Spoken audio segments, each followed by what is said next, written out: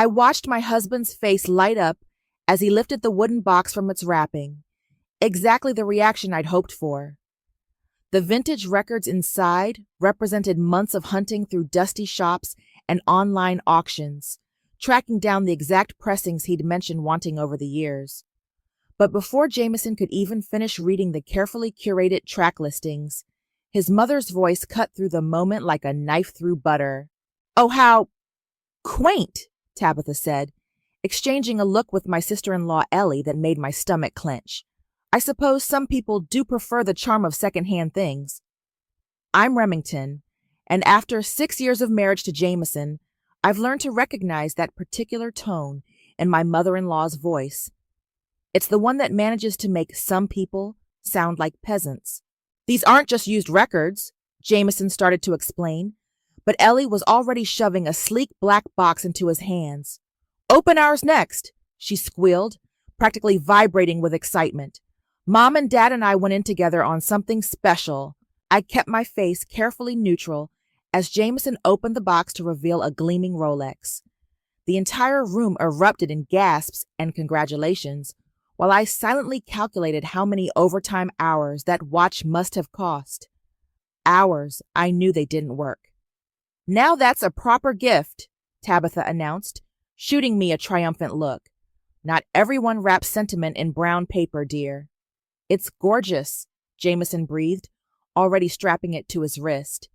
"You guys shouldn't have—" "Nonsense," Walter, my father-in-law, finally spoke up. "Nothing but the best for our boy." I watched as they fawned over the watch, taking pictures for social media and making pointed comments about investment pieces versus novelty gifts. Each word felt like a paper cut, small but sharp.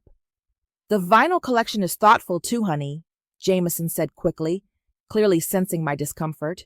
"Very you." "Very her, indeed," Ellie smirked. "Probably spent hours digging through thrift stores." "Actually," I said, my voice steady despite the anger burning in my chest, "there's more to your gift, James. You should open it again, slowly this time." The room went quiet at my tone. Jameson gave me a curious look before turning back to the wooden box. "Bottom compartment," I prompted, watching Tabitha's face carefully. "There's an envelope." "An envelope?" Ellie laughed. "What? Did you write him a love letter to go with the yard sale finds?" But I wasn't looking at Ellie anymore. I was watching the color drain from Tabitha's face as recognition flickered in her eyes. She knew exactly what kind of envelope might be hiding under those records. "What's this?" Jameson asked, pulling out the thick manila envelope. "Open it," I said softly. "I think your mother might be able to explain the contents better than I can." Tabitha stood abruptly, her wine glass trembling slightly. "Perhaps we should save the rest for later. The cake is waiting." "No," I said firmly. "I think now is the perfect time. Go ahead, James. Every gift should be opened properly, shouldn't it?" The room held its breath as Jameson broke the seal. I could hear Ellie's nervous laugh, see Walter's hands fidgeting with his collar. But mostly, I watched my husband's expression change as he began to understand exactly what kind of gift I'd given him. "These are bank statements?" he said slowly, confusion evident in his voice. "Keep reading," I encouraged, my heart pounding but my voice steady. "Pay special attention to the credit card payments. And that last withdrawal slip? You might recognize the amount. It matches something else you just received." The silence in the room was deafening as understanding began to dawn on my husband's face. 6 years of marriage, and I'd never seen him look quite so pale. "Mom," he said finally, his voice barely above a whisper, "what did you do?" Tabitha's laugh was brittle. "Darling, this is hardly the time." "Actually," I interrupted, standing up and smoothing my dress, "I think it's exactly the time. Would you like to tell him about the credit card debt in his name? Or should I? And while we're at it, maybe we can discuss how that beautiful new Rolex was funded." The room erupted in chaos, but I remained perfectly still, watching the carefully constructed facade of the Lawson family begin to crack. Sometimes the best gifts aren't wrapped in pretty paper at all. Sometimes they're wrapped in truth. And I was just getting started. $62,000, Jameson read aloud, his voice cracking. How is this possible? I could practically see the memories flashing behind his eyes. All those times I'd worked late, picked up weekend archive consulting jobs, sold my car for a cheaper model. He'd assumed I was saving for a house down payment. In a way, I had been, just not the way he thought. It's quite simple, actually, I said, pulling out my phone and opening my photos. 6 months ago, I noticed some irregularities in our accounts. Remember when I mentioned them and you said I was being paranoid? Remington, please, Tabitha interrupted, reaching for my arm. I stepped away from her touch. Show them the pictures, I continued, handing my phone to Jameson. Swipe through. I documented everything. His fingers trembled as he flipped through the images.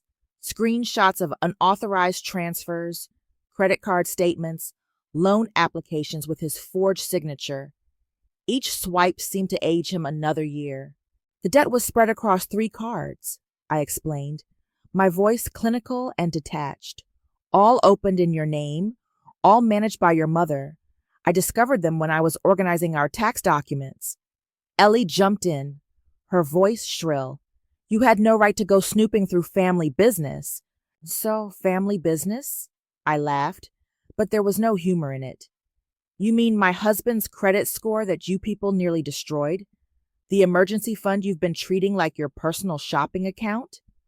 We were going to pay it back, Walter mumbled, staring at his shoes. With what money? I demanded. The same money you used to buy that watch? I turned to Jameson. Show them the last page, honey. The withdrawal slip from our savings account. Jameson's hand shook as he pulled out the final document.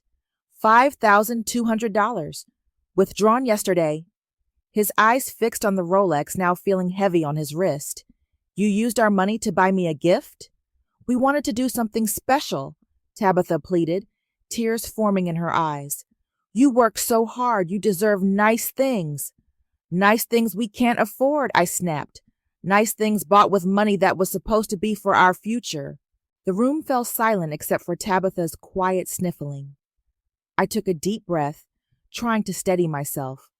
For 6 months, I worked every overtime shift I could get, sold everything valuable I owned, lived on ramen and coffee while you all went on shopping sprees with our money. I paid off every cent of that debt to protect my husband's credit score. You should have told me, Jameson whispered. Like you told me about giving your mother access to our accounts, I countered, or about the credit card she opened in your name. I didn't know about the cards, he protested weakly. But you knew about the account access, didn't you? When he didn't respond, I pressed harder. Didn't you, James? He looked away, and that was answer enough. I thought so, I said quietly. You know what the worst part is? I kept telling myself you were just naive, that you couldn't possibly know what they were doing. I defended you to my friends, to my coworkers, even to myself. It wasn't like that, Ellie interjected. Mom just needed a little help sometimes, and Jameson needed to be the good son I finished for her, needed to maintain this fantasy lifestyle you all pretend to have. Well, congratulations. Hope it was worth it. I reached for my purse and pulled out a manila envelope of my own. These are printouts of every transaction, every transfer, every penny that went missing from our accounts. I've already filed fraud reports for the credit cards. The bank is investigating the unauthorized withdrawals. You're going to destroy this family, Tabitha gasped. No, I corrected her. You did that yourself. I'm just showing everyone the receipts. I turned to leave, but Jameson caught my arm. Rem, wait. We can fix this. We can figure something out. I looked at the Rolex on his wrist, then at his pleading face. You know what's funny? Those vinyl records you barely looked at? They're worth more than that watch. First pressings, mint condition. But unlike some people, I actually paid for them myself. I pulled my arm free and walked toward the door, pausing only briefly to look back at the chaos I'd left behind. Tabitha was crying into Walter's shoulder. Ellie was frantically texting someone, and Jameson just stood there, surrounded by the paper trail of his family's betrayal, looking lost. "Happy birthday, honey," I said softly. "Hope it was everything you deserved." The door clicked shut behind me with a finality that felt like freedom. The next morning, I was organizing files at my desk when Guy appeared with 2 cups of coffee. He'd been warning me about the Lawsons for years, but I'd always brushed him off. Now, the concerned look in his eyes made me want to crawl under my desk. "You look like you need this," he said, placing the larger cup in front of me. "Rough night?" "You could say that." I took a long sip, letting the warmth settle my nerves. "Remember all those red flags you pointed out about my in-laws? The ones you said I was being paranoid about? Turns out you weren't paranoid enough." Before I could elaborate, my phone buzzed. Ellie's name flashed across the screen. I declined the call, but she immediately sent a text. "Can we talk, please? It's not what you think." Guy raised an eyebrow as 3 more messages popped up in quick succession. "Mom's devastated. She was just trying to help. James won't even look at any of us. You're tearing this family apart." I showed Guy the messages, and he let out a low whistle.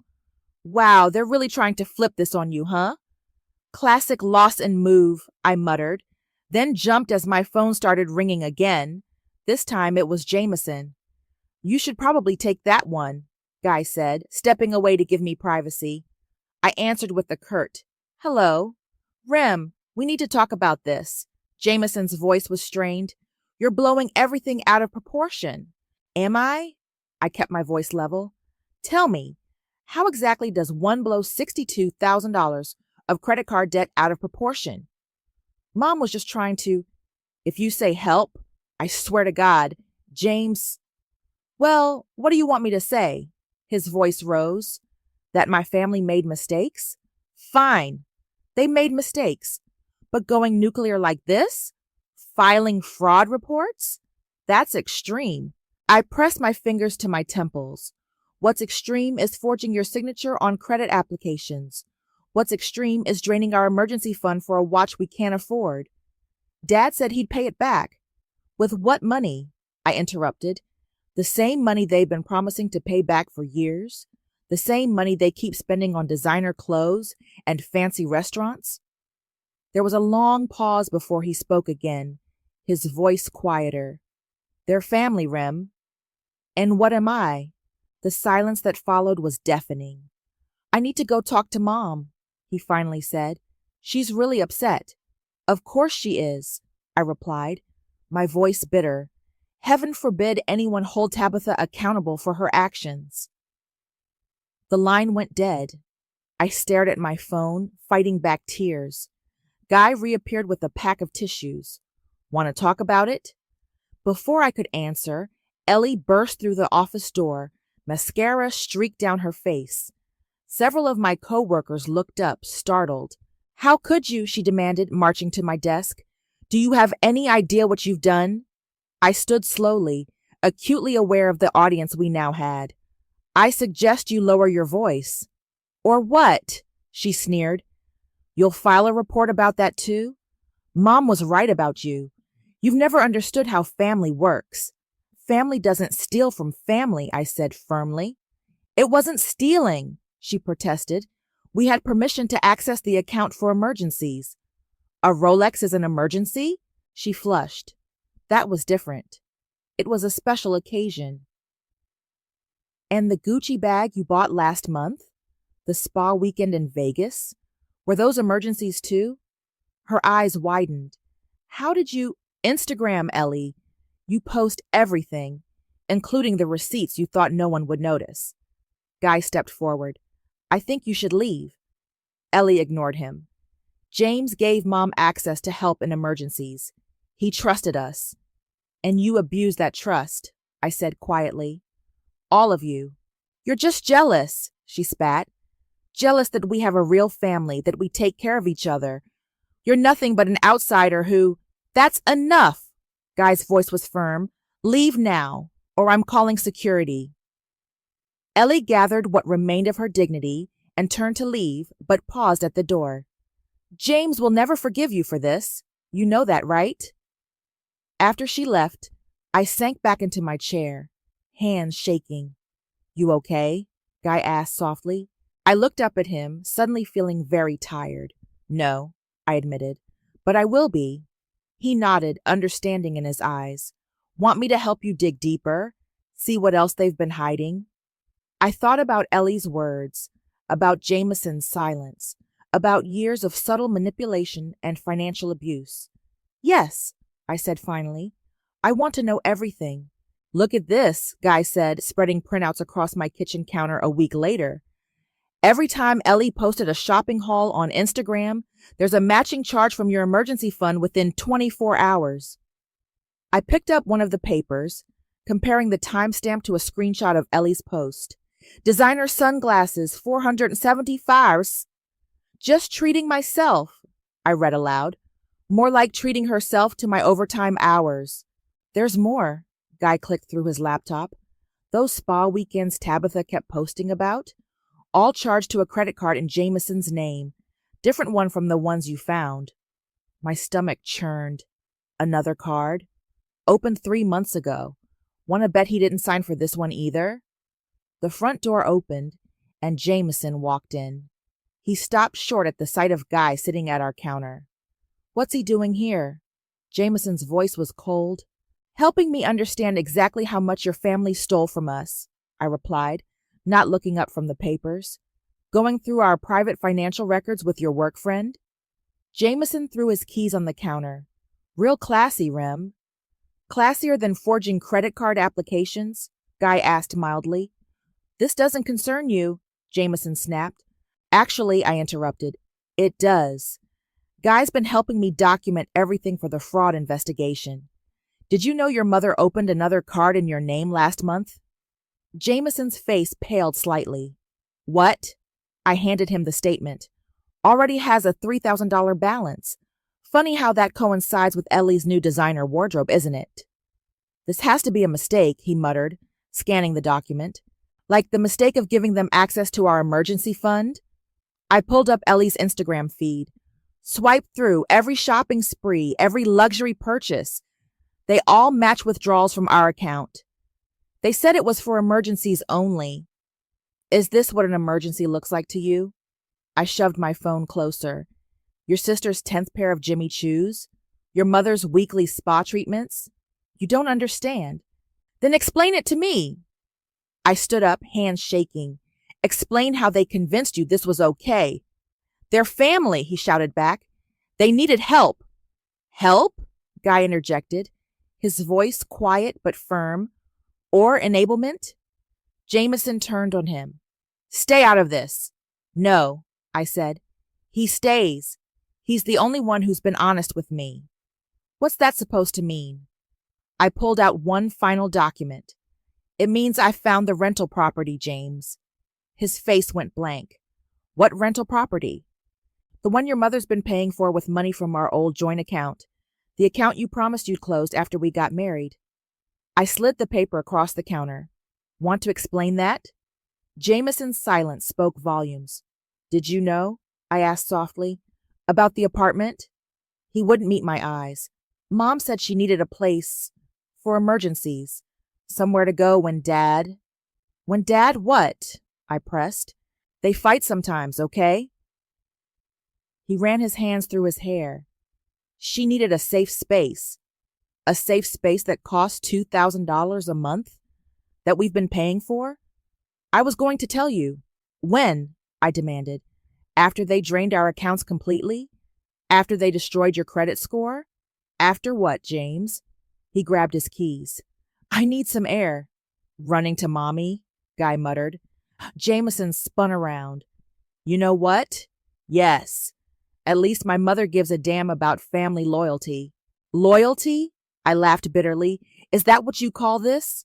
I'd call it taking care of the people who raised me, he snapped. Something you wouldn't understand, given your relationship with your own mother. The words hit like a slap. He knew exactly why I distanced myself from my mother, because she'd done exactly what his family was doing now, taking advantage, making excuses, destroying trust. Get out, I whispered. Get out. After he left, Guy quietly gathered the documents into a folder. Want me to stay? He asked gently. I shook my head. No, but could you help me find a good lawyer? Already have one in mind, he said. And Rem, you're doing the right thing. I looked at the scattered evidence of years of betrayal spread across my counter. I know, I said. I just wish it didn't hurt so much. The pattern goes back years, Ellis Jenkins said, spreading documents across his desk. As a financial advisor specializing in fraud cases, he'd seen plenty of family financial abuse, but even he seemed surprised by the extent of this one. How far back? I asked, dreading the answer. Your wedding. He pulled out a timeline he'd created. Actually, slightly before. See these transfers? They started about 2 months before you got married. I leaned forward, studying the paper. That's when Jameson got his promotion. And when his salary doubled, Ellis confirmed. But look at his actual take-home pay. He pointed to another column. Notice anything strange? I squinted at the numbers, then felt my blood run cold. It's less than what he was making before the promotion. Exactly. Because almost immediately automatic transfers started going to accounts controlled by his parents. Small amounts at first, but they increased over time. He never mentioned this, I whispered. I doubt he knew the full extent, Ellis said kindly.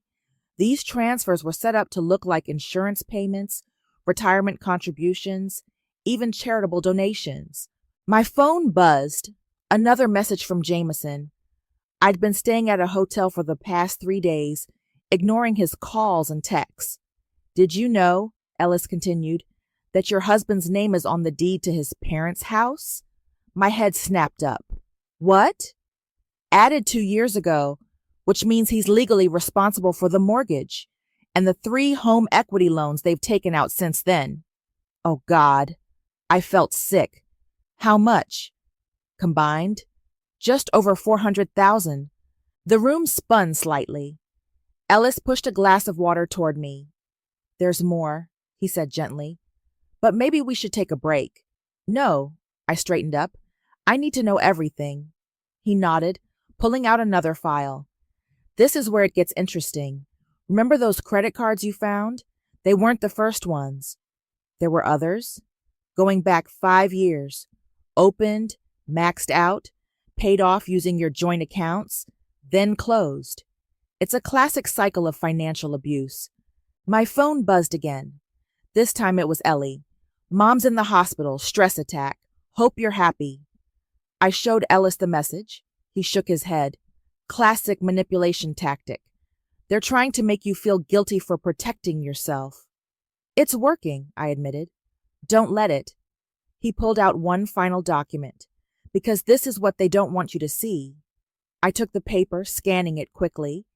This is a loan application? From last week. They tried to take out a second mortgage on your house, using Jameson's forged signature again. But we don't have a house, I said, confused. Exactly. They were trying to secure a loan using false documentation. That's not just financial abuse, that's criminal fraud. My phone rang. Jameson again. This time I answered. Where are you? He demanded. Mom's in the hospital because of you. Is she in the hospital? I asked calmly. Or did she just need an excuse to distract from the fraudulent loan application? There was a telling pause. How did you... I have a very good financial advisor. I cut him off. He's showing me everything, James. The hidden transfers, the mortgage you're supposedly responsible for, the fake loan applications, everything. It's not what you think. It's exactly what I think.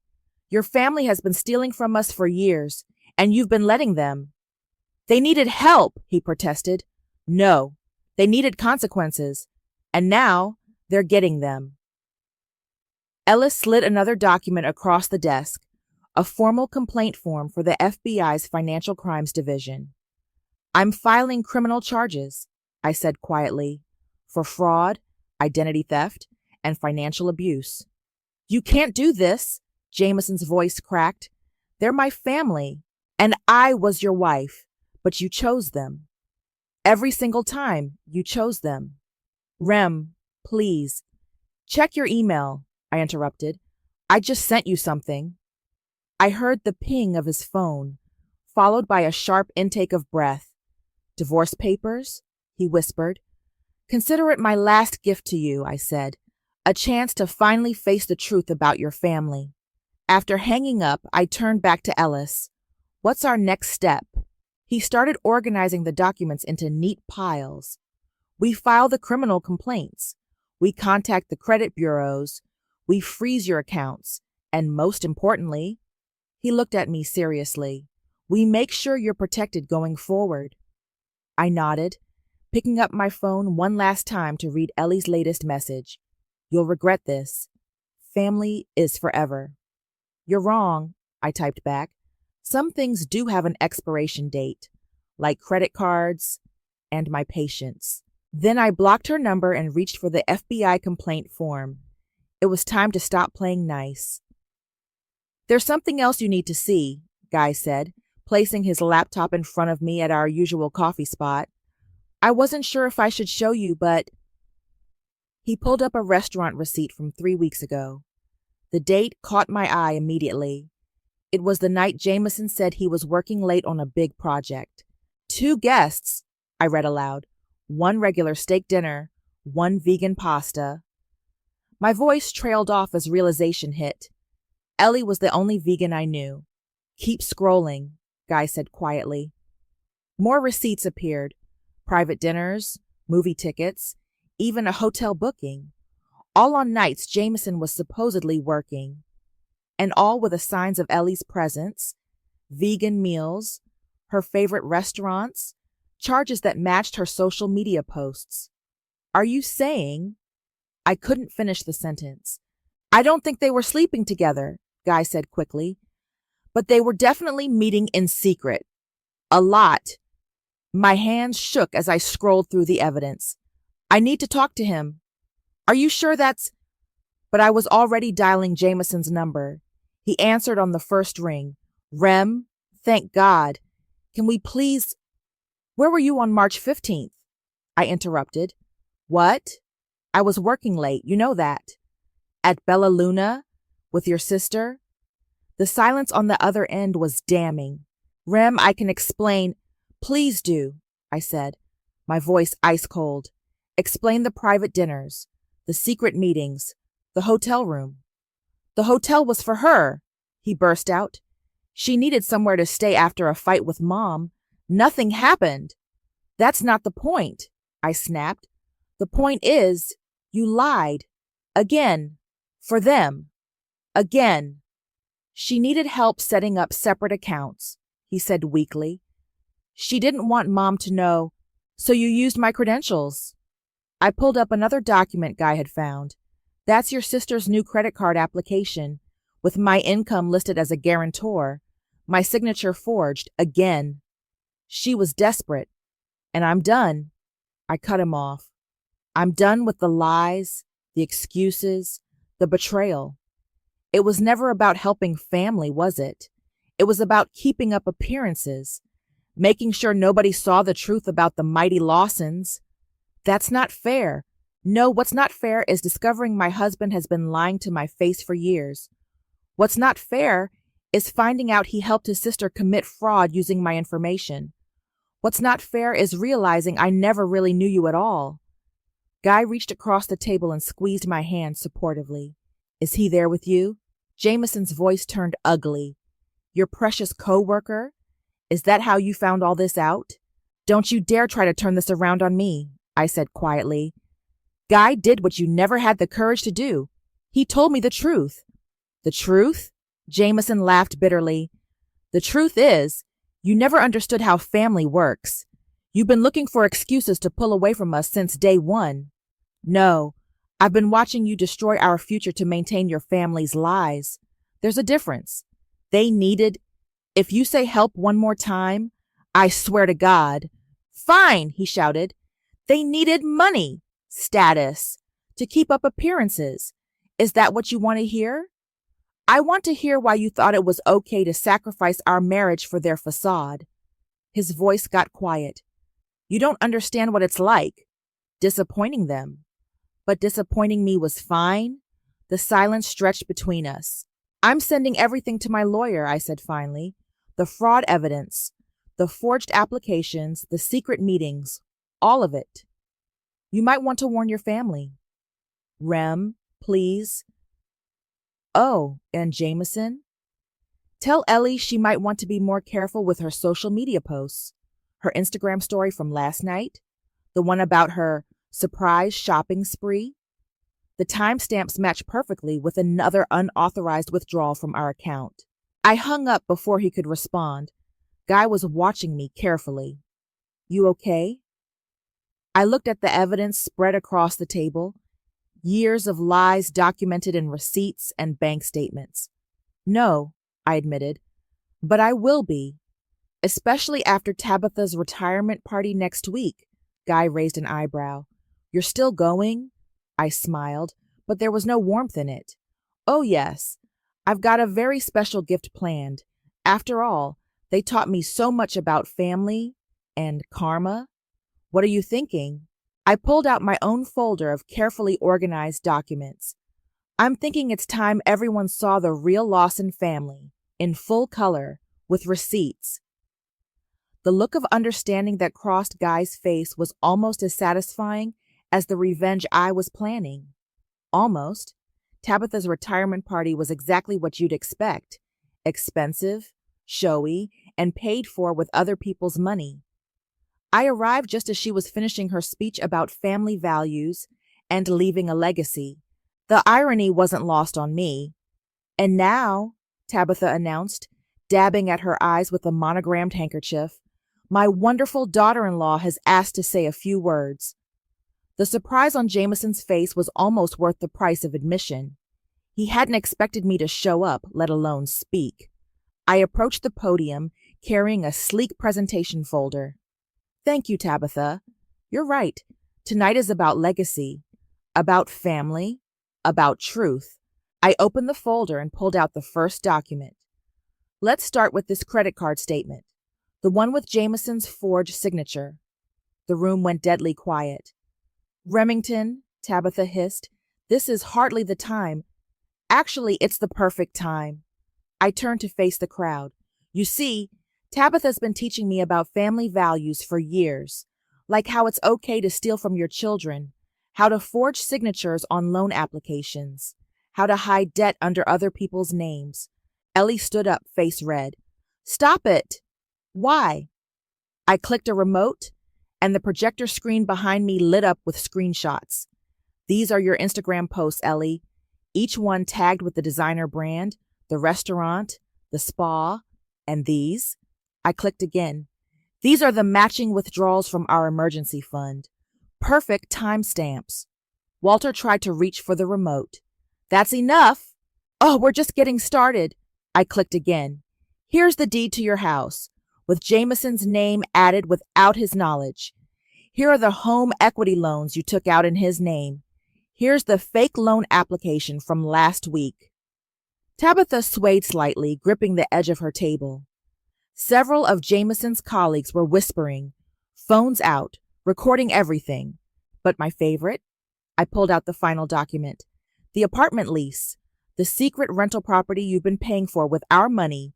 Tell me, Tabitha, how many emergencies required a $2,000 a month safe house? You're ruining everything. Jameson stood up, his voice shaking. No, you did that, I replied calmly. Every time you chose their lies over our truth. Every time you helped them steal from us. Every time you met Ellie in secret to help her commit fraud. Gasps rippled through the crowd. Tabitha's boss was staring at her with undisguised horror. I've filed criminal charges, I announced to the room. Fraud, identity theft, financial abuse. The FBI is very interested in the pattern of forged signatures and false loan applications. You bitch! Ellie screamed, lunging forward. Guy, who'd been waiting quietly by the door, stepped in to block her path. Everything in this folder has been documented, verified, and submitted to the authorities, I continued. including the evidence of embezzlement from your company, Tabitha. Did your boss know you were using corporate cards for personal expenses? Tabitha collapsed into her chair, all color draining from her face. So yes, let's talk about legacy. Let's talk about family values. Let's talk about the truth you've been hiding behind designer bags and fancy watches. I placed the folder on the podium. Consider this my retirement gift to you, Tabitha, a chance for everyone to see the real you, the real all of you. You've destroyed us, Jameson whispered. No, I corrected him. You destroyed yourselves.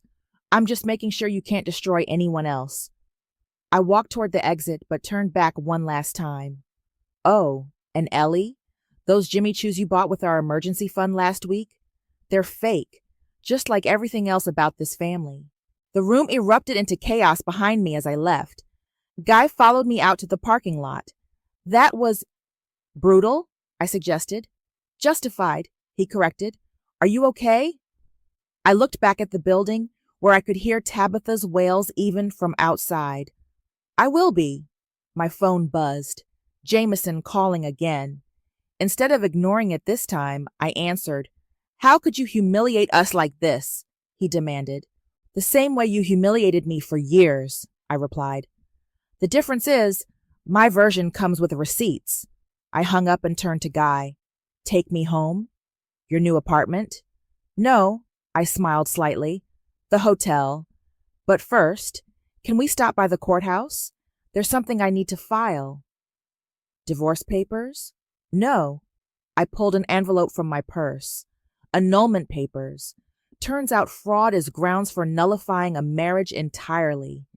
It's like it never happened. As we drove away, I watched the party dissolve into pandemonium in my rearview mirror. Sometimes the best revenge isn't served cold. It's served with documentation and witnesses, and a really good exit line. The FBI has some follow-up questions, Ellis said, setting down his coffee. We were meeting in my new loft, a bright space filled with vinyl records and absolutely no family photos. They're particularly interested in the pattern of loan applications. They should talk to my mother, I said, surprising myself. She might have insights about Tabitha's methods. Your mother? The guy looked up from his laptop. I thought you weren't speaking. We weren't, but she called after seeing my story online. I smiled slightly. Turns out watching your in-laws get arrested for fraud makes quite the viral post. My phone buzzed. Another message from Jameson. I showed it to Guy. Please talk to me. They're saying Mom might do jail time. She probably will, Ellis confirmed. The evidence is overwhelming. The FBI found similar patterns going back decades. Your mother-in-law has been doing this to multiple families. Other daughters-in-law and sons-in-law, business partners, even her own siblings. Ellis shook his head. You weren't the first, but you made sure you'll be the last. A knock at the door interrupted us. I opened it to find Ellie. Mascara streaked down her face. 2 minutes, she pleaded. Please. I considered shutting the door, but curiosity won out. Talk fast. They're selling the house, she said quickly. The bank is taking everything. Dad's moving in with his sister, and She swallowed hard. I need help. Seriously? I laughed. You want my help? After everything? I know we messed up. Messed up? I cut her off. You committed fraud. You stole from me. You helped your mother destroy my marriage and nearly ruin my credit. I didn't know it would go this far, she protested. Mom said it was just temporary, that we'd pay everything back. With what money? Guy called from inside. The money you spent on designer clothes? Or the money you stole from other people? Ellie's face crumpled. James won't even talk to me anymore. He's selling the Rolex to pay for his lawyer. Smart man. Finally. Please, she whispered. I don't know what to do. I studied her face, the genuine fear there, the desperation. For a moment, I almost felt sorry for her. Almost. I'll give you some advice, I said. The same advice I wish someone had given me years ago. Actions have consequences. It's time to face yours. But get a job, Ellie, a real one. Pay your own way. Stop expecting others to finance your lifestyle. I started closing the door. And delete your Instagram. The FBI is using it as evidence. After she left, I turned back to find both men watching me. That was kind of badass, Guy said. It was necessary, I replied, sitting back down. Speaking of necessary, how's the annulment proceeding? Ellis pulled out some papers. Should be finalized next week. The fraud evidence makes it pretty straightforward. My phone buzzed again, this time with a text from my mother. Dinner tonight? I have some stories about Tabitha you might find interesting. I showed it to Guy, who raised an eyebrow. Going to go? Yeah, I said slowly. I think I am. Sometimes you need to face the past to appreciate the present. Speaking of appreciation, Ellis interjected, the FBI wants to know if you'll testify. Your documentation of everything. They say it's the most organized fraud evidence they've ever seen. I thought about Tabitha's face at her retirement party, about Jameson's betrayal, about years of subtle cruelty wrapped in designer paper. Yes, I said firmly. I'll testify. They wanted to teach me about family values. Fine. Let me teach them about consequences. Guy smiled. You know, you never did tell us what happened to those vinyl records you gave Jameson. I took them back, I grinned. They're worth more than that fake Rolex ever was. Besides, I gestured to my wall of records. They look better here, in a home built on truth instead of lies. My phone lit up one last time. Jameson again. I'm sorry for everything. I should have chosen you. I showed the message to Guy and Ellis, then typed my response. You're right. You should have. But I'm glad you didn't, because now I get to choose myself. I hit send and blocked his number. Ready for dinner with your mom? Guy asked. Actually, I smiled, I think I'm ready for everything. Turns out karma doesn't take payments over time. It collects in full, especially when you wrap it in a smile and serve it with documentation. Ellis raised his coffee cup. To karma. No, I corrected, raising mine as well. To truth. And to finally being free. The sunset streamed through my windows, painting everything in shades of possibility. Sometimes the best revenge isn't just exposing lies, it's reclaiming your own truth in the process. And I was just getting started.